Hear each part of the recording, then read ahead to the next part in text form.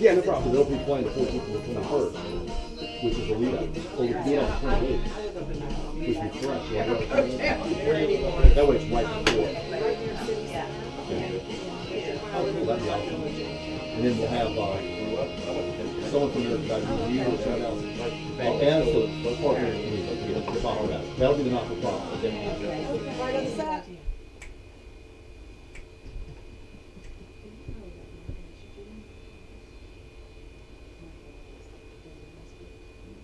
Brandon Jeffries. Everything. Hey, Welcome, great song. Brandon. Thank you so much. Thank you. Great song. Lots of fun.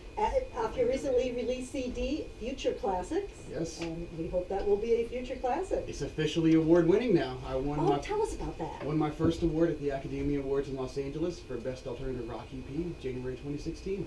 Congratulations. Wow. Great. Thank you very Awesome. much. And welcome back. I know you've been on the road. Tell us about some of those adventures. Oh goodness, there's ups and downs. I love it. I wouldn't change it for the world. And this stint I was gone for just over 3 weeks. I did Richmond, Charlotte, Chicago, Seattle, Denver, San Francisco, Berkeley, Miami, and Atlanta. Wow. Yeah, and Wow. I've been doing recently, instead of booking standard shows, I've been marketing to the airports or bus stations. Like Amtrak actually has a writers program where they put you up room and board on the train so you can write on the train. So I applied for that, and then playing in public places, there's more growth there for an independent artist than getting stuck in one locale and promoting for 2 months. Yeah. And as an independent artist, you're competing with the big headlining shows at the amphitheater. You know, you're competing with the guys that are playing in Norva. You're competing with primetime television. You're competing with family night. You know, kids need to come home, do their homework, eat their dinner, take showers, and be in bed by 9. And people can't come out to see your show then. You know, so you get stuck in one general locale for 6 months, and the same 40 people that friends, family, or friends of friends that have already seen you play come out, and then they get burnt out. Yeah, So, they've already bought your CD. right, exactly. You're not selling product. You're not entertaining anybody anymore. So as an independent musician, it's imperative to travel. It's imperative because you're trying to build that fan base.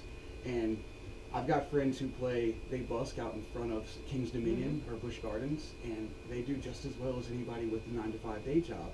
You know, I mean, they're treating it like a day. They're playing 6 to 8 hours a day, but like that's what you have to do because you can't get stuck in here. We're going to talk a little more about that because you've had some businesses that you've headed up, and I did. and you got a good head on your shoulders, and that kind of what separates a professional musician from somebody who's just having fun. So we'll talk more about that. But I want to talk about this next song a little bit. It's called Shoe Suede Blues. I like that. I like that better than Blue Suede Shoes. That has a better sound. It's a play on words because everybody knows Shoe Suede Blues, and I wrote this one in Redding, California, underneath the Sundial Bridge. Okay, well, we're going to take a listen to it, and we'll be back to chat with you a little more. This is Shoe Suede Blues with Brendan.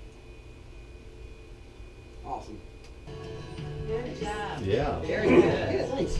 That makes a lot of sense. Thank you. Yeah. Thank you very much. Yeah. I was born in Virginia Beach, and then I grew up right on the other side of the line of Carolina. So right outside of Elizabeth City, Hospital, Gainesville area. What were you doing under a bridge writing a song? I was living on the street 2 years ago. That's why I asked that. Yeah. Now, what did your mom think about that? I don't even think she knew. Oh, stop it. Got low on bus fare. Could get home. I mean, you gotta do what you gotta do. We'll talk about it.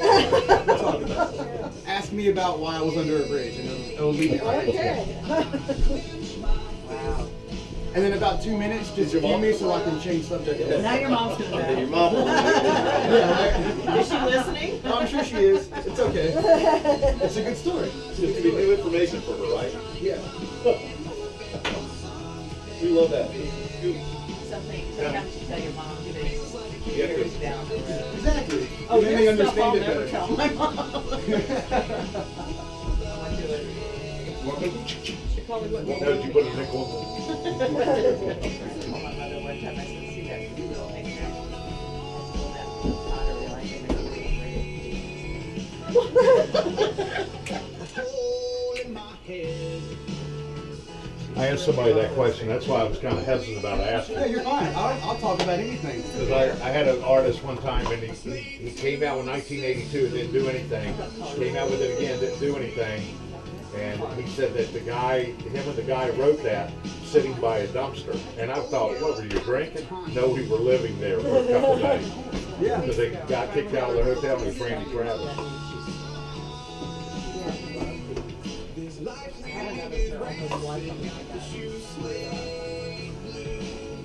And that CD has such a mix Yeah. of songs. It does. I mean, you're able to do everything. You're able to really kind of build everything.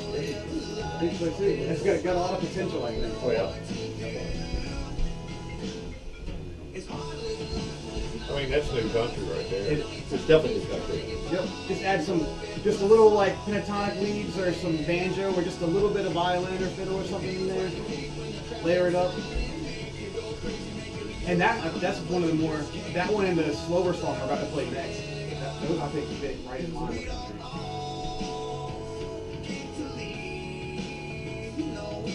You fill up the racetrack with him doing something like this. Oh, yeah. Oh, yeah. That'd be awesome. We had Sam Hunt here in August, had 8,000 people. Nice. Nice. I'm getting there. Yeah. I'm getting there. You could open for a show like that. Oh yeah, it's true. Yeah. So we're going to get him with Dalton, Phil Dalton. Get him over at the Patriot Festival. He'll probably do well there.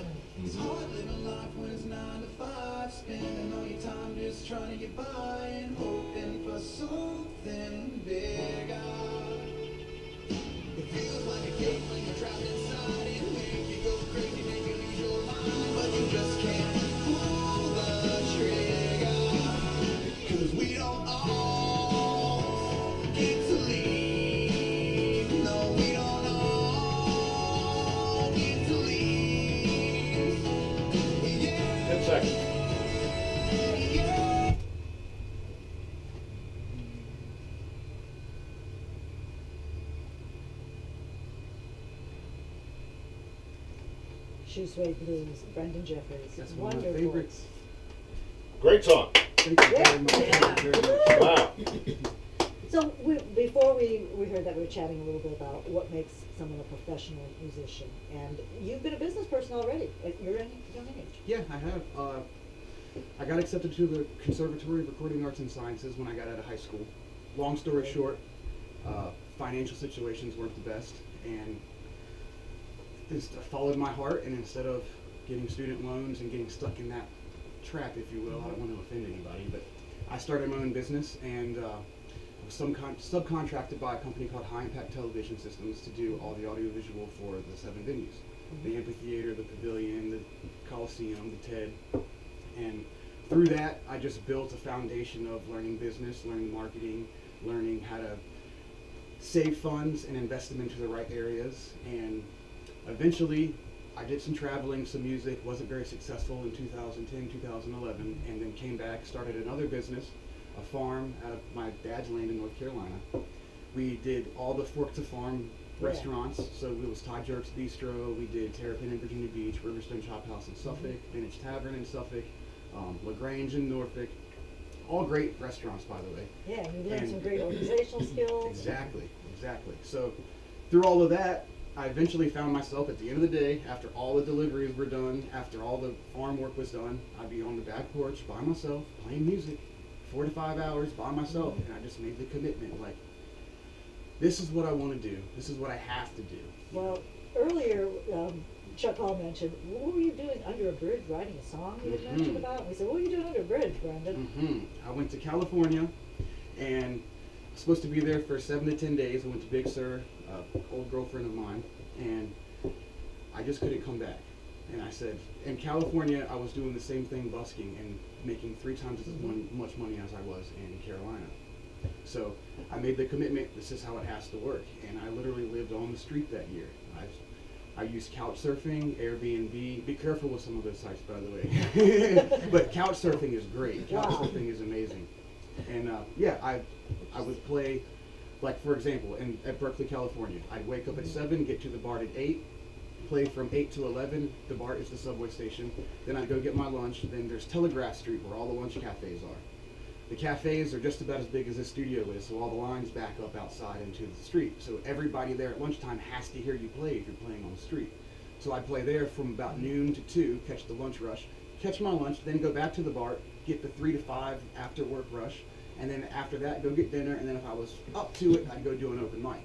Playing 6 to 8 hours a day, but I'm making between $120, $180 a day playing music.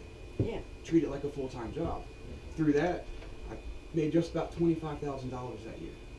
Took all that money, invested into this album, and then invested it into some touring funds, and here we are. I'm finally an award-winning songwriter. Yay! Well, welcome back to Hampton Roads. We're happy to have you here. And I remember you used to come all the way from North Carolina to perform at the Big Pink for open mic, and it was a pleasure to have you there. So thank you for doing that. I think the very first time I went there was with my buddy Adam for the Mike Aiken Singer-Songwriter Contest. It was 2010, 2011. And that's coming up again. You should enter that.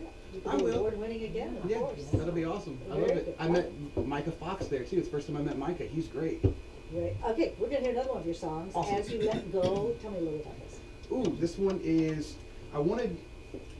I think it's one of my more country songs. I kind of it's like a balance between slide guitar and maybe like a crooner type feel, and then, yeah, it's just one of my more emotional ones. I'll let you be the judge. Okay, very good. And after that, we're going to be back with Ramblin' Jake. It's Repack Pick. You're listening to Radio Hour from the Big Pink here on 1490 The Outlaw. Hope I didn't ramble too much. No, I Good job. I didn't get enough time to talk about your website and everything. Though. Yeah, we'll do that right now after this, Okay. for sure. So you want to come back and then go to the break? Yeah, let's do that. You know, I didn't even say where I really am. I tried to say dollar Oh, signs no, on do the the break. Do the break. That was perfect. And then, I mean, the thing before I about it is a lot introduce of Jake, little I'll just Okay. talk to him real quick.